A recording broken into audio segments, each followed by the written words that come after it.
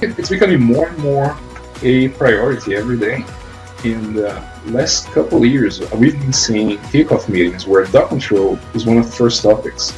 We talk about safety processes and culture and management system, quality management system, how we're going to execute the work, execution plan, reporting structure, document control processes, how we're going to handle RFIs, how we're going to handle transmittals, how we're going to handle submittals, how we're going to handle revisions, how do we make sure previous revs are removed from the environment and replaced with the newest.